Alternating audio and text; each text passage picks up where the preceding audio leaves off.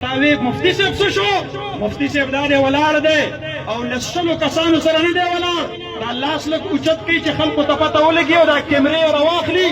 الحمدلله راشه وګوره د مفتی صاحب په اواز باندې بنیر لبیک ویلی دی او راغلی دی.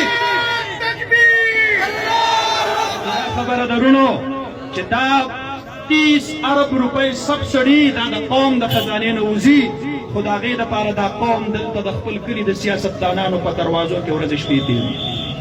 دا جدا خبره ده.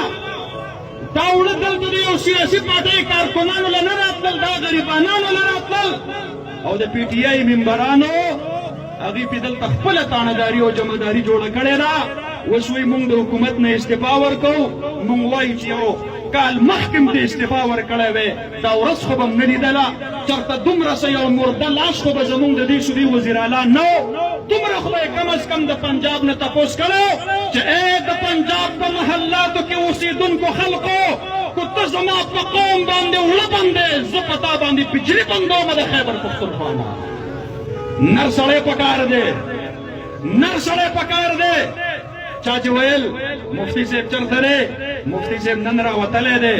موږ د میدان خلق یو او ملګرو ته وایم ملګرو د بنیر خلکو خفه کېږئ مه. بارداره ونه خلق په کاڼو باندې ولي، بارداره ونه خلق په کاڼو باندې ولي. موږ نه که څوک توقع تمه ساتي، پته ده ورته چې زمونږ ممبران هغې تالې لګولي دي په خپلو خولو باندې او هغوی چېرته په پارلیمنټ کې، چېرته په کابینټ کې هغوی چېرته هم زموږ مقدمه نشي لړولی. پکار دا ده چې وزیر صاحب دلته راځي او په دې چوک کې تقریر کوي، ایم پی اے صاحب دلته راځي او په دې چوک کې تقریر کوي. ایم پی اے صاحب، وزیر صاحب، منسټر صاحب، ممبر صاحب، تاله چې د بنیر خلقو وټونه درکول د دې دپاره نه چې ته به د قیصر ولی خان په چوک کې د دې ولس نه مطالبه کې ته د اسمبلۍ رکن یې. ته وښیه د بنیر دې خلقو ته چې ما ستاسو دپاره مو د دې ټولې صوبې دپاره د اسمبلۍ په فلور باندې اواز اوچت کړی دی. دا نشي ښودلی.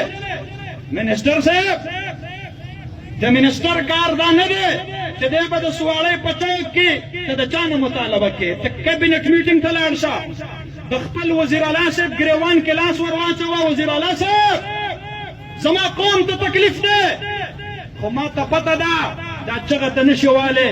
څوک چې د یو فراډو په بدله کې د خپلې حلقې د الیکشن ټیکټ راواخلي، دا جرت نشي کولی چې بیا د چا ګریوان ته لاس ور واچوي. وزیر اعلی صاحب، بابک صاحب خو درته په اسمبلۍ کې ویلي و کښېنه، زه درته دا نه وایم چې کښېنه، زه درته وایم راویښ شه، راپاڅه. تاسو ورته ووایه وزیر اعلی صاحب راپاڅه، د بنیر د خلقو اواز واوره. محمود خان صاحب، که د اته په غوږ کې ودی نو د بنیر خلک درته وایي راپاڅه، لږ غوندې راویښ شه، راپاڅوئ.